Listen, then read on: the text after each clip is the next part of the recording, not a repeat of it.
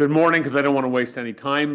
Thank you again for the kind invitation. And Jim, found the presentation engaging, inspiring, challenging, because we also have to look at these broad numbers are always captivating, but what can Canada do about it?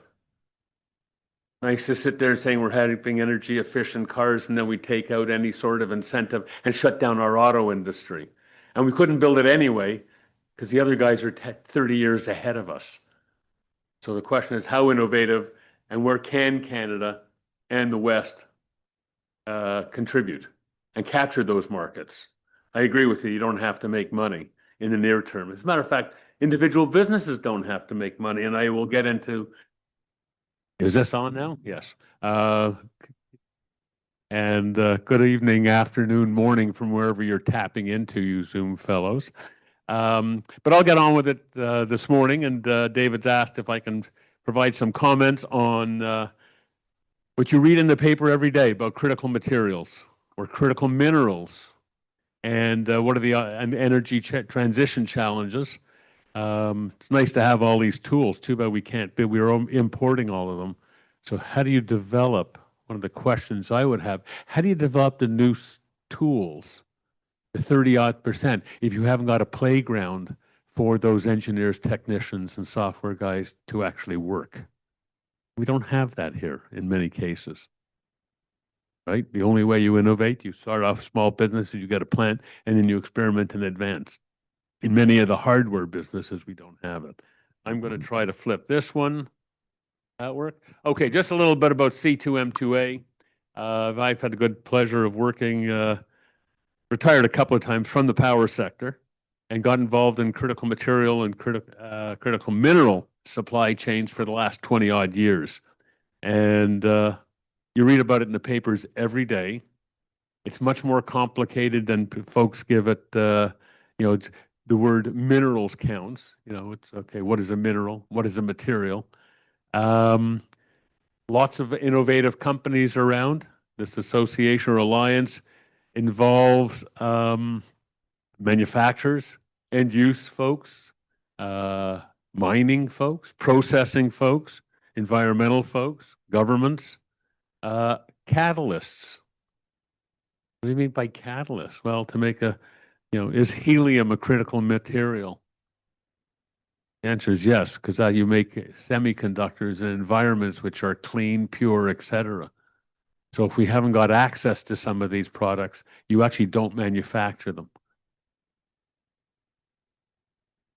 And financiers, as you see with,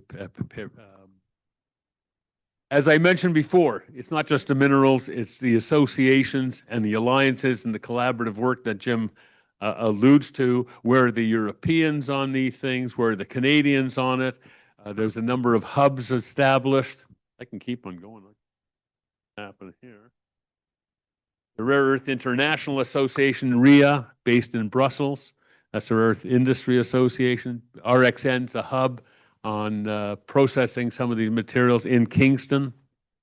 Clean Tech Canada, who promote the Europeans. BMAC is the Battery Materials Alliance or Association of Canada, is having its challenges. The Canadian Standards Association, because many of these materials and products will have codes and standards to them. Because how else do you buy them in terms of quality specifications? Accelerate Canada is a ZEV association, and C2M2A is actively engaged with all of them and more. That's all I fit on the slide. Critical materials, I always like this one. Canada has identified 34 of them, and I think it's just grown. Other countries have 50. They captivated rare earths. Rare earths actually has 17 elements in there. So you could take the 34 and expand. But you'd be intrigued that copper is a critical material from a Canadian perspective. Right, wrong, or indifferent, the utilities are screaming to electrify. Well, how are we going to build a grid? We can sit there and say, don't build a grid, but they're building a grid. Automotive, steel, and pricing are changing. Or what kind of steel? Eventually, so you have a mix of products. Nickel, aluminum. Why aluminum? We produce a lot of aluminum, and now that the Americans aren't buying, we have a lot. Well, not just aluminum, it's light-weighted products. How do you alloy it? But you'll notice in there, there's a number of elements which you probably are not familiar with. Gallium, germanium. And from a traditional perspective, Canada was major mining company, major materials, but it was steel, aluminum, copper, nickel. We're now into advanced materials. Neodymium, dysprosium, the stuff that makes those magnets. Those magnets are used to make miniaturized motors. Germanium, gallium, to make those semiconductors. So you could run AI, because AI runs on hardware, right, wrong, or indifferent. It still runs on hardware and computing centers. Canada's identified 34. But here comes the real challenge. And that's the demand for the product. It's not just the grid. It's not just this. Aerospace has requirements for some of these products. Automotive has it. Computing technology. The medical center technologies require some of these materials. For the young guys, less important. For us older guys who may have a prostate, I kind of like some of the laser technologies. Those are enabled by some of these critical materials. Neodymium or yttrium laser technologies, which are used for advanced medical devices. All these sensors, good to have all this computerized sensing material saying, oh, temperature's up, we can lower it and all that. Again, a hardware product driven by some rather unique materials. One that we've always avoided because it wasn't cost effective. You ask it, Rio Tinto, major mining company, aluminum, threw scandium away. Ugh, there's no market for it. I can't make money today. Now that's the Canadian model. That's the West's model. The West looks for your quarterly statement. Am I profitable? It was a good question on the AI. Yeah, well, our friends in Beijing have 50-year horizons. I will lose $1 on every product I mine. I'll lose 50 cents on every ton I process, and I'll make $100 every refrigerator I ship over to Canada that you're buying. You add it all up. Not only that, they've created hundreds of millions of technical jobs, innovation, and university. Not just university, college and technicians, because they know how to run the plant. We could design it. Getting them to work is something else. But here's one of the challenges we have. So from a Canadian perspective, or any of these material chains, we've got to set some priorities. We cannot do them all. And that market is shifting dramatically.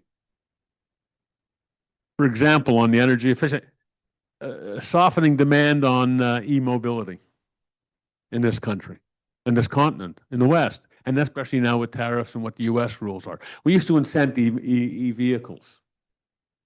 We don't do that anymore. Well, sales have dropped there. China's doing brilliantly. Any of these new markets doing brilliantly.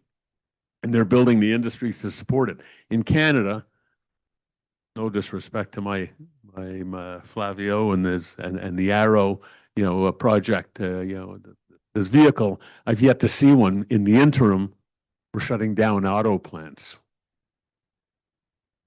We've also, and in this country, success, to have success, you got to fail. So I have no difficulties accepting it, but many folks do. We have a faltering battery and vehicle manufacturing sector.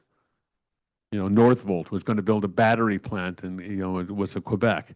BrightDrop was the was it an e-van? They dropped that product here in Canada. Lion Electric was electric trucks. It closed up. That's the price one pays for innovation and moving things forward. Because at the end of the day, I like the AI, but it doesn't deliver material to the grocery store. A truck does. Now, we can take the driver out and all that. You still need the physical hardware and all the sensors.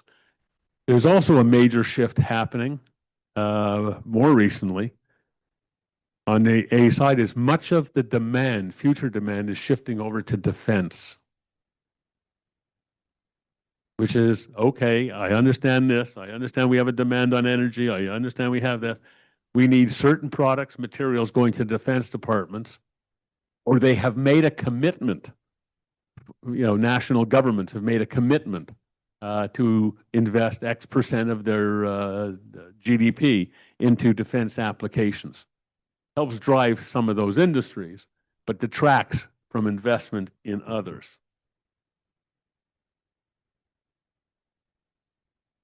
Government investment in private. Here's another challenge we have in this country and in the West. Government should not provide, shouldn't compete with private sector. We don't believe in state-owned enterprises. You can tell the U.S. government that when they put $400 million into Molycorp and bought an economic interest. But the Chinese are state-owned.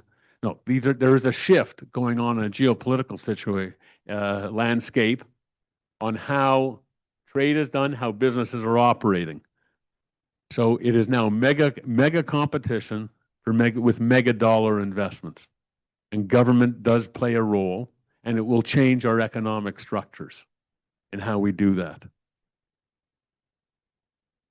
Canada has a problem, has a problem. We're now talking about major investments. But when it comes to small dollar, we love the small dollar grants, contributions spread over every province and every small business. We will not advance those small businesses. If I see another press relief, we got a $50,000 grant. I understand it's important for small and medium enterprises, but it is not going to drive a transition in an economy, especially something like Canada. In Canada, we're also waiting, and I've heard one person make a comment as we were walking before, and government support. Well, we actually in Canada, we wait for government to make a decision, and then we'll all follow. Well, that's not going to get us to where we go. It's going to be the innovators. It's going to be the entrepreneurs.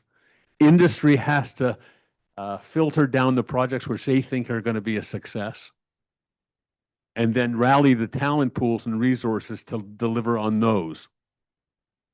Now that's dramatic because I actually we've been involved in a venture where we have a half a dozen companies put together, senior ones, and we said, okay, of these half a dozen projects, which should proceed? And it doesn't necessarily mean yours. And those executives, I can tell you, it was an interesting discussion. And they eventually said, that's the better project. It's speed to market. And we're going to move ours to the back. And we're going to have to focus the talent pools and resources to get it into production. Bold, but not traditional. Government is needed to enable it, to finance it, because much of the, especially on the material side, opening a new copper mine, opening a new smelter, building a pipeline, right, wrong, or indifferent. If we need a pipeline, these are mega projects requiring governments to enable, be it financing, be it regulatory, be it facilitating some of the First Nation, the indigenous land issues, etc. I'm a strong believer in the processing side, not the new mining side, and I'll come back to that in a minute. Because what we're missing in this country is the midstream. Canada has lots of advantages. We have a natural and human resources. We tout ourselves as, look how rich this land is, and be it lumber, be it water, be it mines, minerals in the ground. We have human resources which are talented. We run great industries. Don't see them through in the long term. We have a manufacturing capability, and we have very strong trade relations. Well, we had with the U.S. We no longer have one. But we see what the work is going on now, Europe, Japan, South Africa, etc. Canada does have trading partners. We've got to get out of the mindset that all this critical material chatter is about mining. We need new resources. We don't need new resources. We can actually import some of those. What we can't do is process them. The auto industry, your electronics industry do not buy minerals. They buy materials, they buy components. Last time I talked to General Motors, said, you have any gallium? No. Can you get me semiconductors? Can you get me a TV screen? Oh, I can get you the silicon, the glass. No. You don't understand. I need a plug-in motherboard. Give me that takes processing, manufacturing of components and all that. That Canada is light on, and that's where the focus. And that, from companies around here, that could actually be implemented a lot faster and deliver product a lot faster than opening up any new natural resource project. Because natural resource project, like what you said, by 10 years, you used to build nuclear power plants. You ain't going to build one in 10 years. Even the SMR, you're not going to do it. And there's issues, there's learning, and I was pro-nuke, anti-nuke, back to nukes. I understand it has a role to play, but it's not going to. You're not going to do it in 10 years. So midstream processing is key to Canada's building, but it also needs to be bold in doing so. It needs the leadership of industry to say, this is what we're going to do it, and government enable it. Can't wait for government to decide which is what are we going to do? Where do you want to put the priorities? Industry can narrow down the opportunities. It can also rally the resources. It could work with academia. It could work with the colleges and universities. It could work with other industries. Somebody came back to me and said, well, we don't have any process engineers in the chemical industry, or we don't have enough on the processing of rare earths. I said, really? You have the Petrosars, you have the Sarnias, you have Fort McMurray and all these guys processing material. It may be applying their technology or skills in a slightly different environment, but they have the basic capability. I'll take the 61% or whatever it is and lever that in to apply it to this new process. But they got the core. Ooh, but they're from the oil and gas. What would they know about processing neodymium? They know when they walk onto a plant how a plant works and that kind of thing. So it just builds on one of the themes we heard before. So Canada critical materials, lots of it. How do we bring them into production? It's about industrial revitalization using all the technologies that you have around here. But I'm also going to highlight a lot of it is based on hardware. AI based on computers. Some of your energy efficient sensors still require devices, hardware, materials, and I'll take any question you have. And just as a closing and thanking you, we have a talent. There's the material side, there's the mining and materials, there's the end customer. You need an end customer. I'm not taking anything away from the sustainability side, but if you don't have the three-legged stool and the talent pool, we ain't going to get to where we need to get to. So thanks for the invitation again, David, and any questions you might have.